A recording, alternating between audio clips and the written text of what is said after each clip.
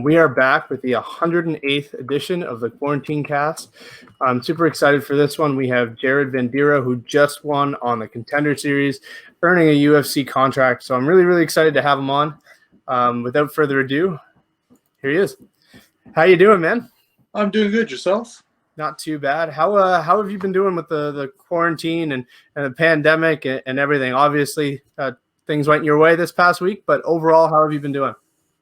Busy. So the first couple of months once the quarantine hit, I stayed home, put on a lot of weight, like everyone else did. But half the reason why was I knew once the quarantine was over, I was going to be really busy. I was opening up a new business. I actually took on another business. So I was like, shit, I'm going to be busy. So for the first couple of months, I didn't do a lot.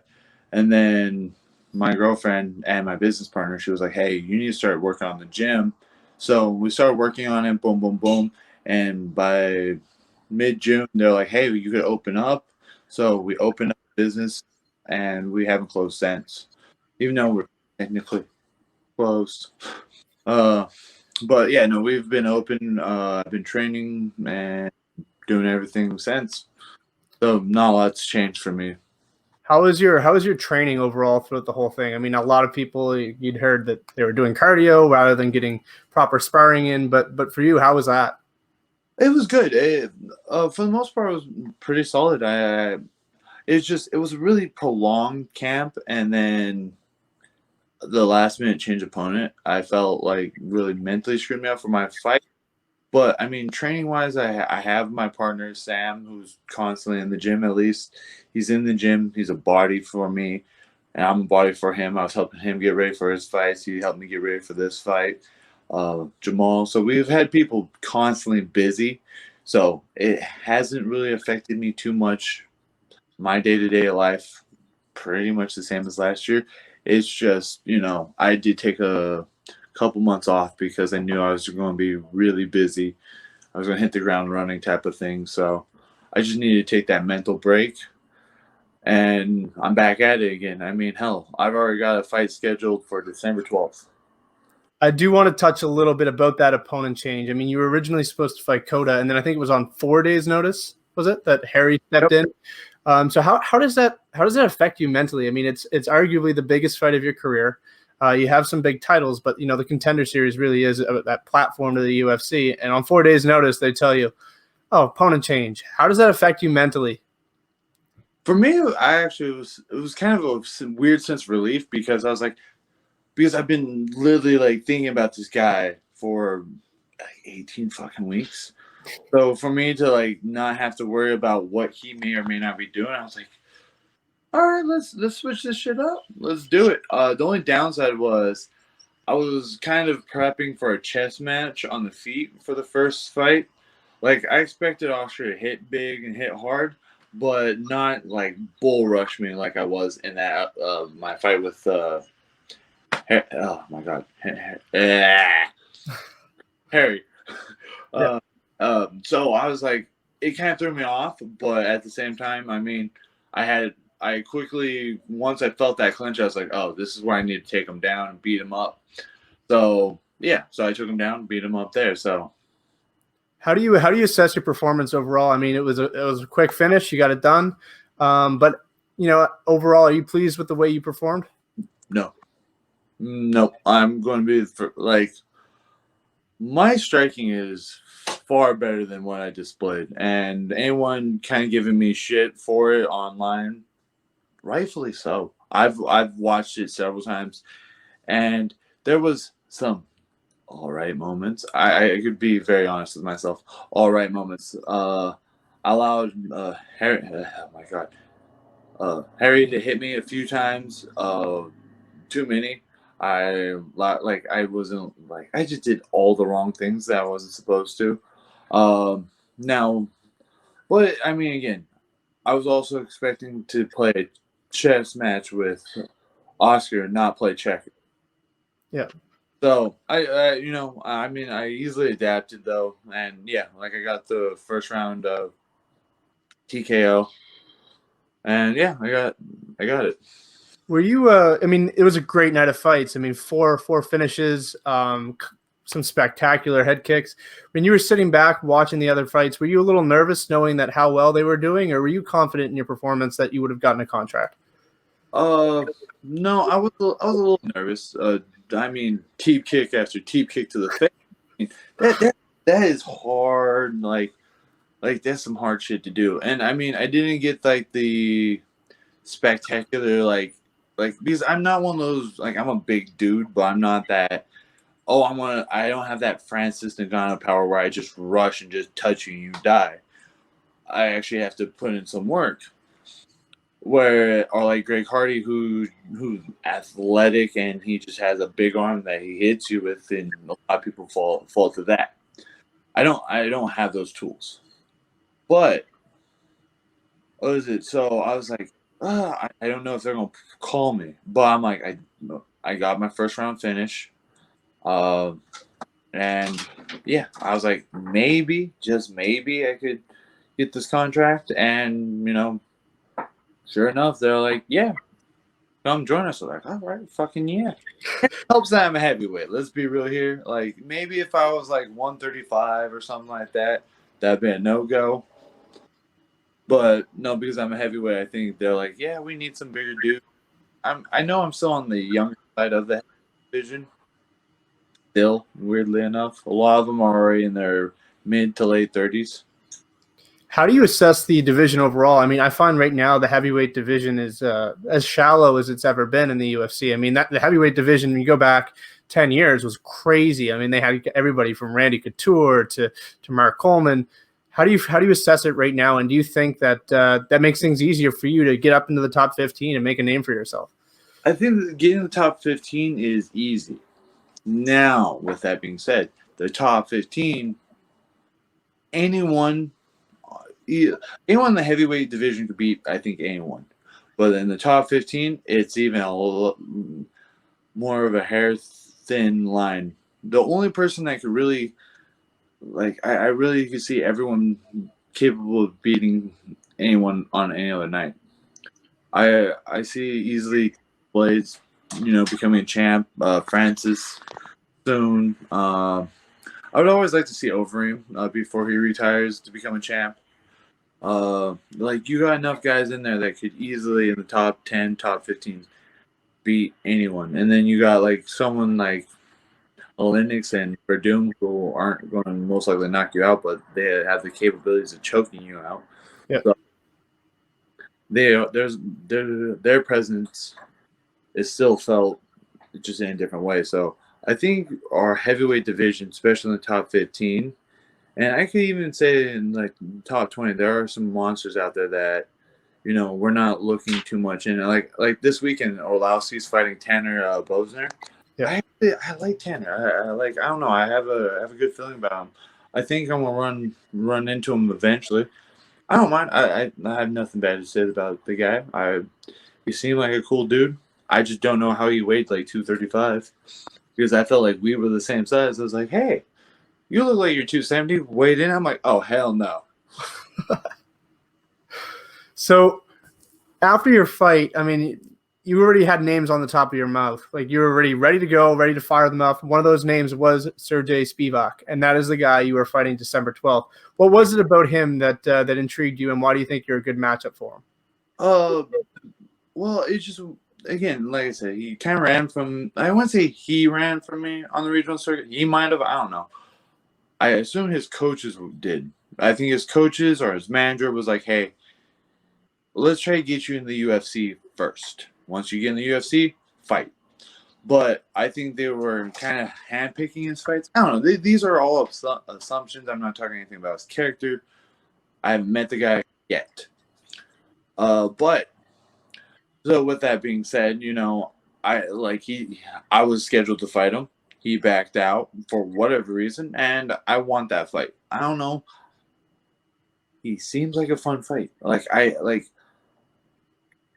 stand up wise, I think I have him beat. Now on the ground, I, by like I think skill, I would want to say me because that's just who I am. But he's not it's not going to be easy walk in the park with Sergey. I think he's a black belt in judo. And I'm very confident of going against judo fighters because one of my training partners for like years was Terry Sokuju, Yep. who happens to be a black belt in judo. And yeah, and I mean, I also come from a gym that's kind of famous for its Greco-Roman wrestler, Dan Henderson. So I'm kind of used to being around that type of environment of being thrown. So I definitely think I could match very well against that style. But I mean, to act like it's going to be an easy fight would be a fool's errand on my end. So I'm taking this fight. My goal is to look better than I did in my Contender Series fight, be on point, and try to win my first UFC fight. You talked about Dan Henderson's. How significant and how big of a role did that gym play into your success so far? It played I would say a decently large part. It's just we don't have as many big guys as it used to be. It used to be like just 185 and up, just monsters after monsters. But now it's just me, Sam, Dominic Reyes, and Jamal Pokes. That's four, one heavyweight, three light heavyweights, and that's bullshit because I'm all alone. But like I said, I got Dominic Reyes. He kind of famous. He's kind of known for Sam. He's also in the UFC. And then I actually think out of all the three of those guys, Pokes, he's like 24. Biggest help in my camp, the hardest worker. The dude's he's gonna be in the UFC sooner than later, and he's gonna put a lot of people on notice. I mean, I know his style isn't the most flashy bang stuff, but his boxing's crisp and stupid, and his wrestling's got the best of me twice. We used to fight on the amateur circuit, so his wrestling's always been top notch. So I can't wait to see Paul come in and fucking kill the light heavyweight division. Do you think the key to fighter success in the future is a smaller gym? I mean, you're seeing it from so many other gyms right now that the smaller the gym, the more tight-knit they are, the better the fighters end up being. Do you feel that as well? I think there's always a plus and minuses to both. My coach Zach isn't technically a head coach at Dan's. I chose Zach because I like how his mind thinks. I like how he teaches me striking. Is that a discredit to any of the other coaches there? No, it's just I found who's going to benefit me the most, and he's helped me rise. I'm not saying anything negative towards the other coaches. It's just I found what works for me, and because me and him have that connection, it seems like we have a smaller affair of interactions versus him having like 20, 30 guys that he has to watch out for. He deals with just me and a few of the smaller amateurs, and that's his focus. It's me and a few amateurs. It's not a big deal. Whereas you get like these like really famous coaches that have like 5 guys that are like 25 guys and they're just strong, like just spread so thin that they can't really do too much. So I mean, I just happen to have someone I really like. I like his knowledge, be able to coach me at a bigger gym. Now my coach also knows that I'm not afraid to ask people questions. I will go up to him like, hey, in class today, what did you see me do wrong? Or, hey, can we go over this again? Like, that's like, I'm not afraid to ask questions because I know I'm only limited to my coach's knowledge. Mm-hmm. So I try to broaden my knowledge by asking other coaches. Yeah, it's a good point. I think you brought up a good point that different coaches mesh better with certain people who you might find benefits you, may not benefit someone like Francis or Dominic or so on and so forth. I have a couple personal questions. I was reading a piece on you today, a humanizing article. that kind of talked about some of your favorite things. The one thing that stood out to me is your favorite animal is a lemur. That is also my favorite animal. So what is it about a lemur that you like so much? I don't know. It's just like maybe like their stature, but they're like so powerful. Like I like a sea fucker. Like there was it jumping range is like 30 feet from stationary.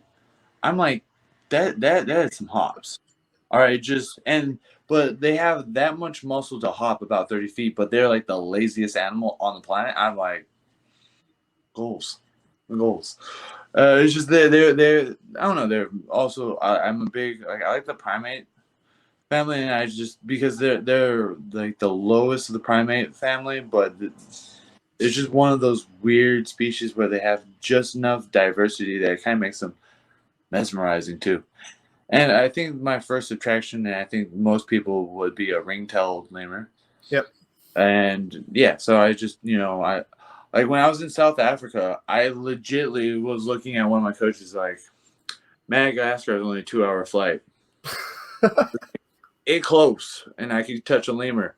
I I looked at like I kind of like really thought about buying a ticket. Then I saw a giant sign saying, "Hey, warning! Madagascar has been affected by the plague." I'm like, I like lemurs, but I definitely don't want the plague.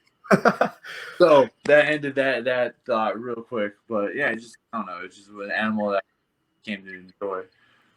You talked about South Africa. Another place, a dream destination of yours, is Japan. Is that somewhere you'd want to go for fighting or more personal reasons? I can think about all the reasons why someone would want to compete there, whether it's Saitama Arena, all the history with Pride. Is that a place you want to compete, or is that a place you'd rather go and visit? Yeah, both. One, kind of cliche. I'm a giant anime nerd, so yeah, I would love to just visit Japan. But one, like Japan has a lot to offer outside of the anime realm. Their history, the Shinto religion itself is actually one of my favorite like mythos to like look in. It's close, like the only one I feel like I can kind of relate to reminds me a lot of the North mythology for some reason. But it's just I like that, so I would always love to go visit the temples. Their history is just so rich. Then yes, when it comes to fighting, the fighting history is just one of the deepest parts of like MMA history. So I would love to fight in Saitama Arena. That would be a goal for myself. If it happens, it happens. If it doesn't, cool. I'm not gonna be upset. And then, like I said, I'm a giant anime nerd, so I'm gonna like visit like some manga cafes, do all that. And then they have the Unicorn Gundam statue now, so I want to go see that. And then I believe they have a real operating Gundam that moves, and I'm a giant Gundam fan. I have multiple Gundam kits, so yeah, that I would just lose my mind. I want to talk about the Contender Series fight, all the titles you won, every fight you've had. There's been so many great moments. Is there one that stands out more than the other? Is the Contender Series like the biggest one to date, or was it winning a world title in Africa? What was the biggest moment of your career? That one's tough because I mean I try not to take this for granted, so I do appreciate a lot of the moments. Um, like I'm there. There's a lot. Like I think like one of the biggest ones for me was just like the opportunity to go pro. They're like, hey, I know this is quick, but hey, we have a last minute heavyweight that's 0-0. He wants to fight professionally, and do you want to take it? And I was like, am I ready? I'm like, you know what? I'm feeling good. And like that opportunity came knocking, and it's one of those moments that feels kind of like now, very surreal. Like I was just like, did that really happen to me? Is this actually happening? And sure enough, it did. It happened, and I don't regret it. Like I'm like this moment right now feels very surreal. I'm in the UFC, and it feels kind of surreal. I'm just like, all right, well, this is actually happening to me. I'm like, I guess it is. All right, well, cool. Like, let me appreciate it. Hopefully your debut goes as well as that debut pro fight, because it ended in 29 seconds. Yeah. Well, granted, no offense, no offense to my first opponent. If Sergey can't last 29 seconds, no, I'd be surprised. All right, I'd honestly be surprised. Like, I found out the dude was a professional boxer, so I really worked on my hands in that fight. But he only relied on his boxing. So I pushed him against the fence, and I was like, elbow, bah! And he fell to the ground, and I choked him. I'm like, oh, this was an easy night out. My face hurt, though. Holy shit. I was like, I don't know how many times I was hit. I just knew my face hurt. I was like, what the fuck, my jaw. Yeah, it was I just remember it was so fast. I'm like, how many times did I get hit? My face hurts. What the fuck? I want to ask one last question, and then I'll let you go. There's a big fight coming up for the. We're going to go complete opposite sides. We're going from heavyweight division down to flyweight. There's a big title fight coming up. Alex Perez challenging Davison Figueiredo. Do you have a prediction for that fight? Alex Perez by UD or submission. Do you have a? How is he going to win it? Is it just going to be a dominant? Is it going to be a close fight? And what is it about his game plan or his fighting style that you think is going to beat Davison? I just know him. I used to do conditioning with him out in Huntington with Corey Belises and stuff like that. So I met Alex, Cheeto, and all that. So I gotta put my support on Alex, and I believe from what I've gathered from talking to Cheeto and Alex, they wrestle a lot and they do have high levels of jiu-jitsu there. So that's my assumption. But I mean, I believe that Alex has been a wrecking ball in the flyweight division. So I hope the best for Alex. But granted, I'm not gonna lie, I barely watch anyone under lightweight division. All right, last question, man. Is there anybody you want to plug? Any sponsors you want to thank? And what can people expect from you on December 12th? A better performance than my Contender Series performance. Sponsors, not just yet. I'm kind of like a little hazy on that, so I'm sorry to any or all of them that I may or may not have. But yeah, expect a better performance. It's going to be a great fight. Expect the best, Sergey. Expect the best me. Way better than what I had planned for the Contender Series. And yeah, and if you want to follow me or talk to me, social media is Jared Vanderaa on all platforms: Twitter, Instagram, Facebook, and TikTok. So yeah. All right, man. Thank you very much for the time. You had a hell of a performance. You got it done early, and hopefully we can see more of the same come December. Yeah, that's the plan. Thank you. All right, man. All the best. Stay safe. You too. All right, there we have it. Jared Vanderaa, huge fan of his. He had a hell of a performance on Wednesday. Wednesday, because it was election day was Tuesday. So he had a hell of a performance on Wednesday, and expect more things from him. Huge fan of his. All the best, guys. Stay safe. Make sure you guys donate if you haven't to Movember. Remember, I'm raising money for prostate cancer. And if you haven't yet, make sure you like, comment, and subscribe, and we'll see you guys later.